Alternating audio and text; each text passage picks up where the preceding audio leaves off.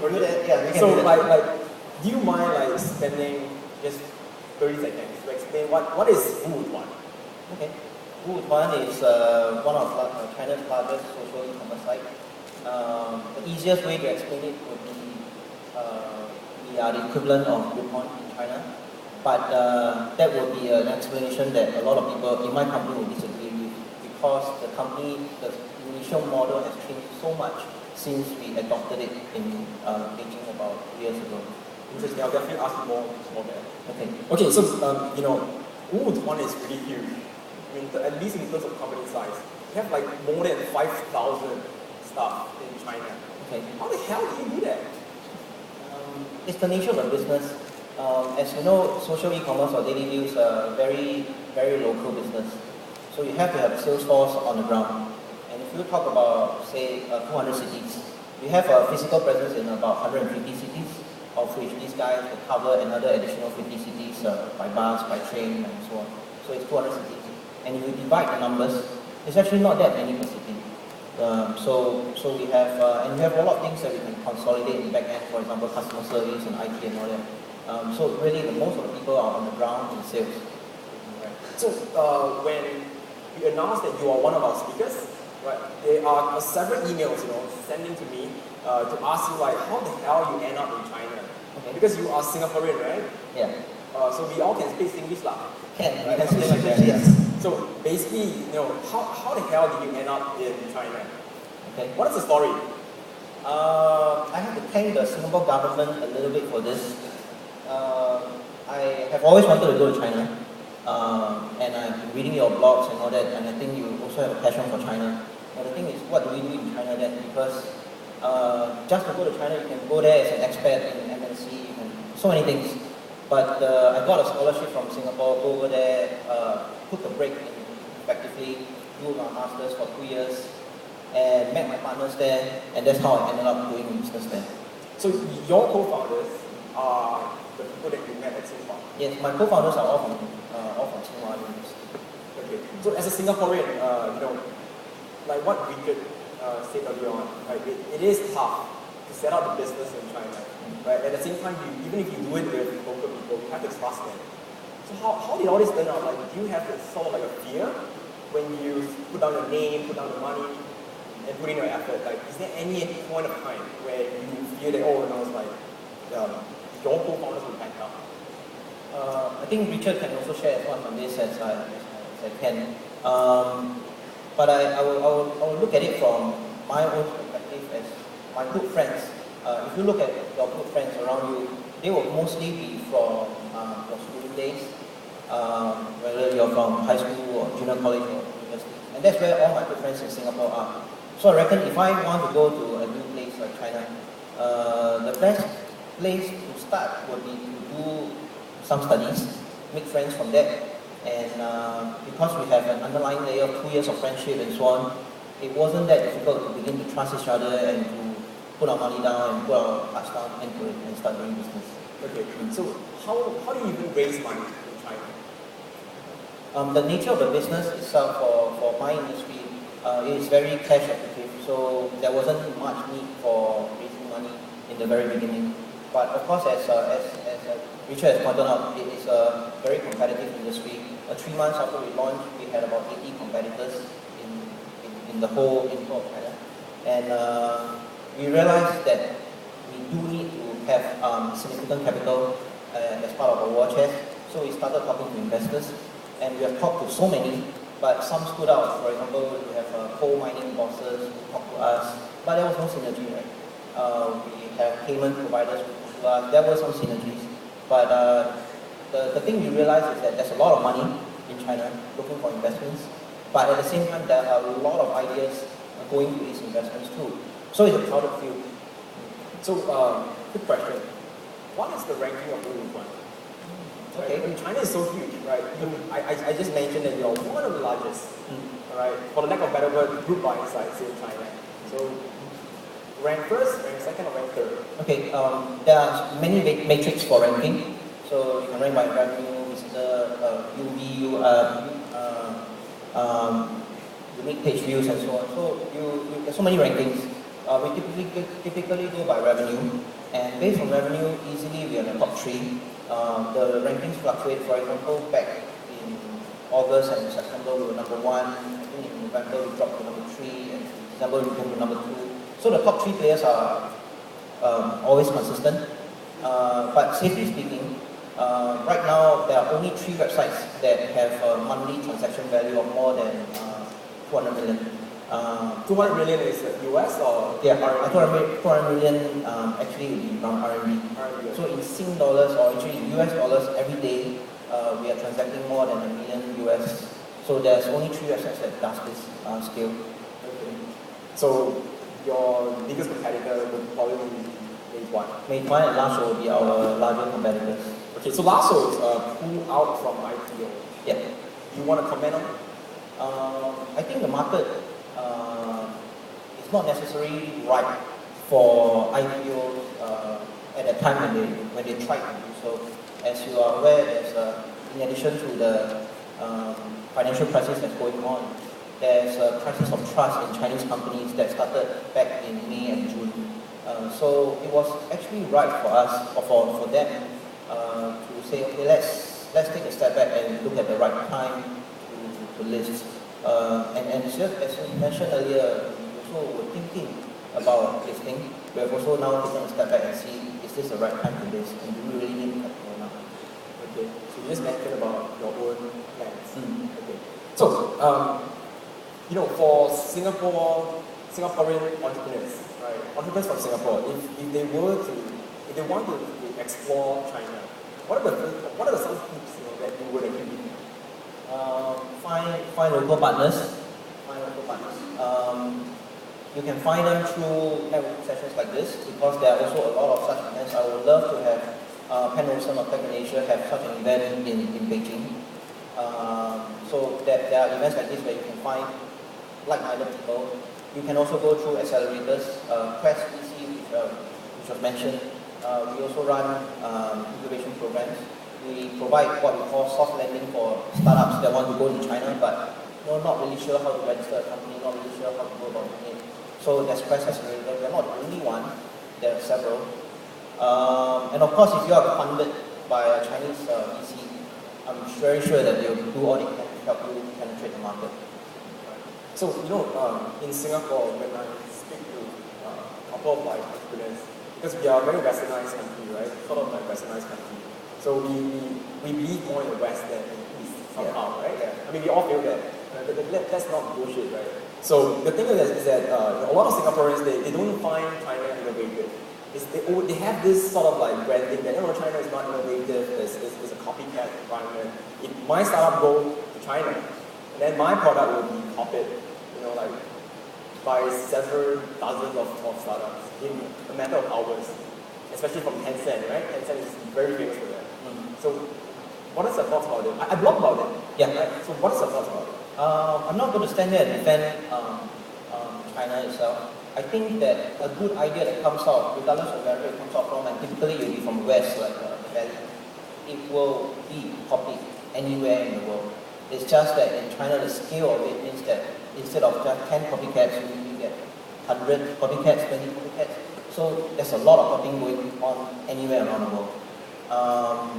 I wouldn't be afraid of ideas being copied.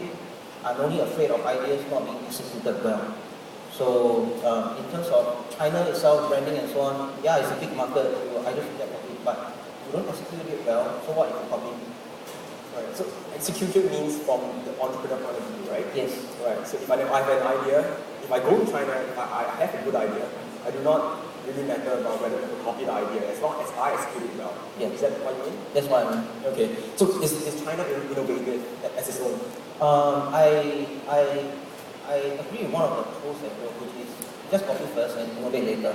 I think if you look at all the big startups that are in China right now, or startups, it's not exactly the right way to describe them.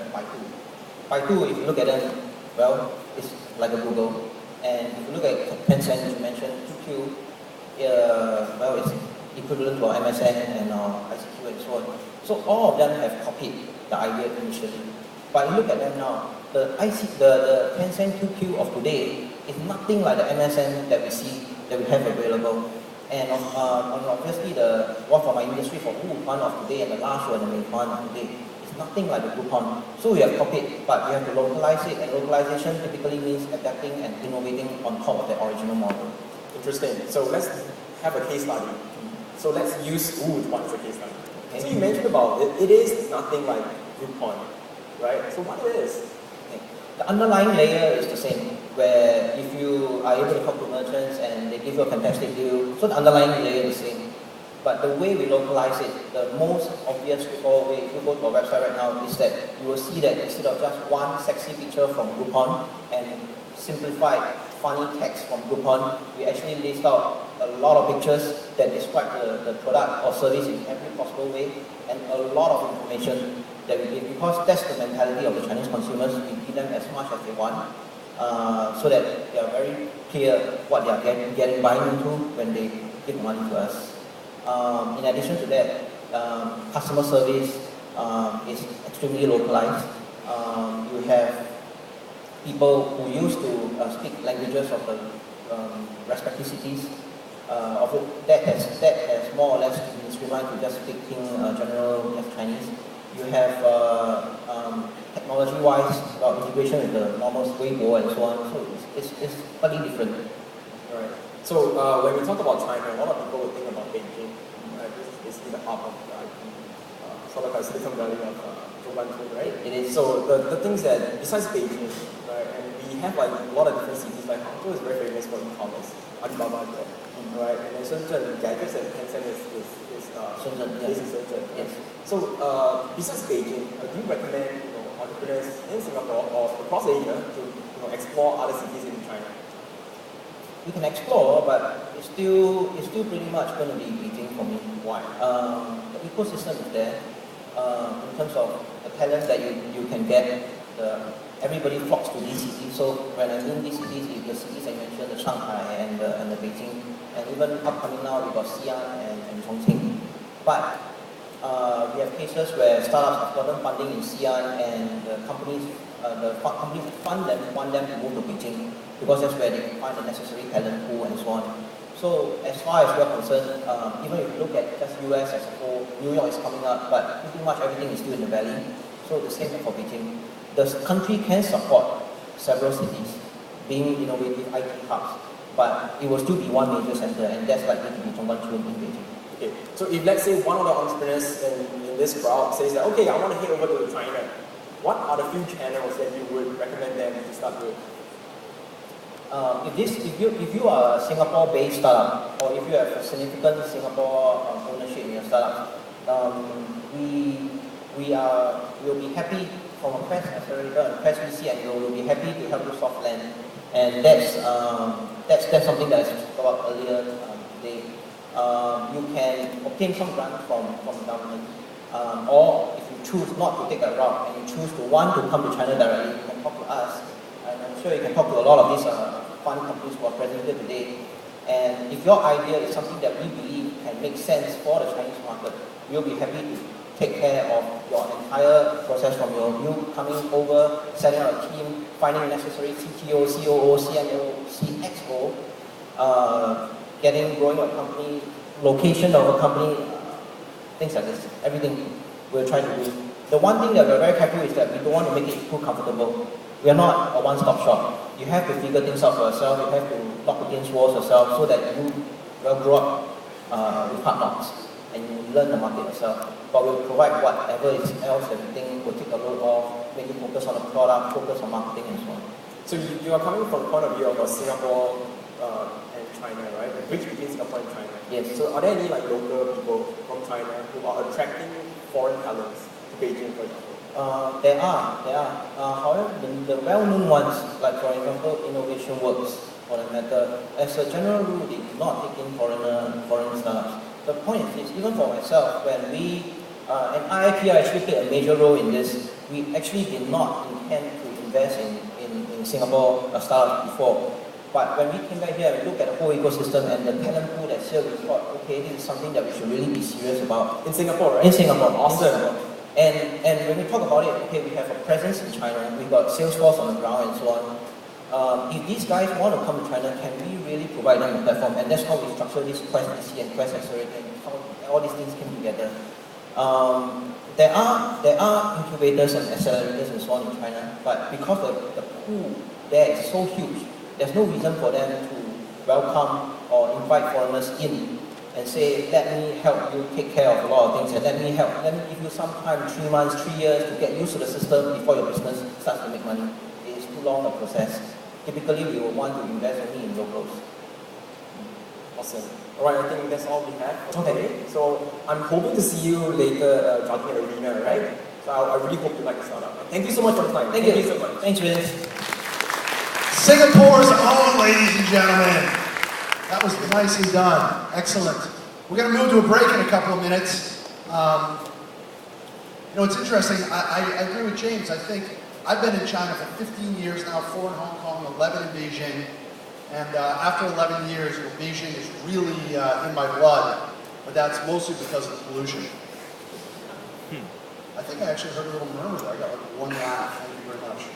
I've kind of found, as a foreign entrepreneur in Beijing, that the fact is that China really kind of doesn't need me. Maybe a decade ago, when I did my first startup there, I had maybe a little bit of advantage, maybe international arbitrage and maybe some knowledge. But now with the transparency and the sharing of knowledge and incubators and a lot of the whole sort of ecosystem in Beijing, with a lot of companies actually spitting out employees that are starting their own businesses, and the angel funding ecosystem, that it's really this sort of self-generating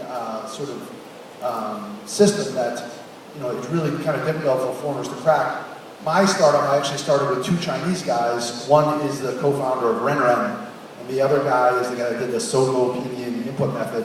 And I'm the 3rd co-founder, but I'm the head of international, so I'm more taking this sort of kung fu ball of power, if you will, that we've created in China, and then pushing it out to the rest of the world. So that's really kind of what my role has been sort of relegated to. But I still think China is quite an interesting place to maybe start a company that you can use as kind of a high-skill, low-cost development base, and then push it out around to the rest of the world.